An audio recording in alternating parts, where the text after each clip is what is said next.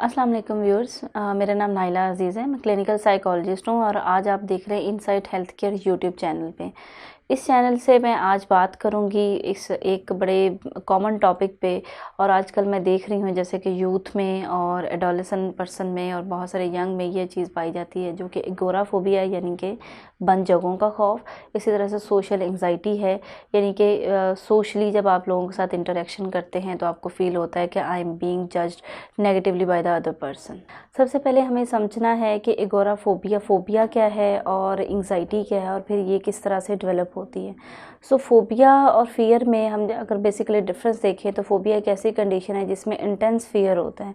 Intense fear से मुराद मेरी ये है कि अचानक से एक ऐसा फियर डेवलप होता है जिसकी अपेरेंटली ऐसी कोई कंडीशन सामने बज़ाहिर कोई चीज़ नज़र नहीं आती, लेकिन पर्सन के अंदर एक ख़ौफ होता है कि अभी कुछ होने वाला है, अभी कुछ हो जाएगा। इसकी इसी तरह से बहुत सारी टाइप हैं, जैसे कुछ लोग होते हैं उनको फ़ियर ऑफ डेथ होता है, कुछ लोग हैं उनको क्लोज़ स्पेसेस का जो है स्पेस का ख़ौफ होता है, बंद जगहों का ख़ौफ होता है। सो अगोराफोबिया पे अगर हम सिर्फ बात करें तो अगोराफोबिया में हम देखते हैं कि कुछ लोग ऐसे हैं कि जिनको बंद जगहों का बड़ा ख़ौफ आता है। उनको लगता है कि अगर हम ओपन जगहों पे जाएंगे जहाँ पे क्राउड है, हमें लाइन में लगना पड़ जाए या फिर हमें कहीं बस या एरोप्लेन में कहीं अकेले सफ़र करना पड़ जाए तो कोई अवॉइडेंस या एस्केप उनको लगता है कि नहीं है। और उनको इतना फ़ियर ज़्यादा होना शुरू हो जाता है इस चीज़ को लेकर कि वो फ़ील करते हैं कि अगर यहाँ से हमें कोई एस्केप या अवॉइडेंस या सेफ्टी बिहेवियर ऐसा ना मिला तो हमारे साथ कुछ हो जाएगा। लाइक उनके अंदर ये चीज़ डेवलप होना शुरू होती है कि मैं मर जाऊँगा या मेरे साथ कुछ होने वाला है, कुछ बहुत बुरा होने वाला है। सो ऐसी तमाम सूरतों में फिर कुछ ऐसे सिम्टम्स भी अपीयर होते हैं जिससे में पर्सन की हार्ट बीट बहुत तेज़ होना शुरू हो जाती है, पर्सन जो है घबराहट का शिकार होता है। तो इसी सूरत में हमेशा ऐसे लोग जो हैं अपने साथ किसी फैमिली पर्सन को, किसी दोस्त को रखते हैं। तो ऐसी तमाम कंडीशन में हम ज़्यादातर देखते हैं कि ऐसे लोग जो हैं उनकी अपनी पर्सनल लेवल की या फंक्शनल एक्टिविटीज़ बहुत ज़्यादा मुतासर होती हैं। लाइक अगर हम एगोराफोबिया ही की बात करें तो लोग अगर जैसे बंद जगह हैं या अगर कोई ऑफिस वर्क में काम करता है तो उस जगह पे जाने से वो इसलिए घबराएगा कि मेरे साथ हर वक्त कोई इंसान मौजूद हो। या अगर घर में है, ज़्यादातर ये फ़ीमेल होती हैं जिस तरह से, तो उनको होता है कि मेरे साथ हम वक्त कोई ना कोई इंसान मौजूद रहना चाहिए।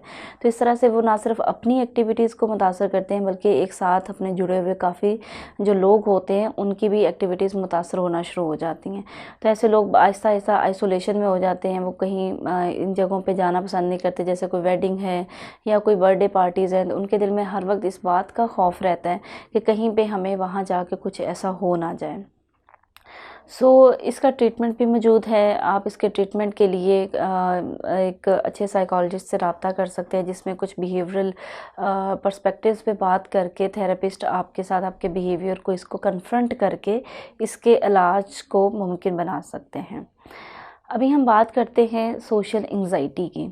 सबसे पहले हमें ये समझने की ज़रूरत है कि सोशल एंग्जाइटी बेसिकली है क्या। तो सोशल एंग्जाइटी में एक पर्सन को ये फ़ील होता है कि इसे एक जज किया जा रहा है, नेगेटिवली जो जज है वो सोशल सिचुएशन पे किया जाता है। अच्छा, यहाँ मैं एक आपको बात बताती चलूँ कि सिचुएशन जैसे कुछ स्टूडेंट हैं वो अपने प्रेजेंटेशन देते हुए नर्वस फ़ील करते हैं, हमें कहीं जाते हुए अपना कॉन्फिडेंस थोड़ा सा लूज़ हो जाता है कि शायद कोई हमें इस तरह से जज ना कर ले। This is normal. बट लेकिन अगर ये नर्वसनेस, एम्बेरसमेंट आपकी सेल्फ स्टीम को इस हद तक लो करे कि आपकी एक्टिविटीज़ मुतासर हो जाएं और आपको घबराहट का शिकार हो, आप शाइनेस फ़ील कर रहे हैं, आपका ब्लश फेस कर रहा है और आप जो हैं वो लोगों के सामने कॉन्फिडेंटली आउटस्पोकन हम कह सकते हैं वो नहीं हो रहे, तो सोशल एंग्जाइटी का इंसान शिकार हो जाता है। अच्छा, इन दोनों सिचुएशन में अगर मैं थोड़ा डिफरेंस क्रिएट करूँ, मैं बीइंग अ थेरेपिस्ट आपको बताने की ये कोशिश करती हूँ।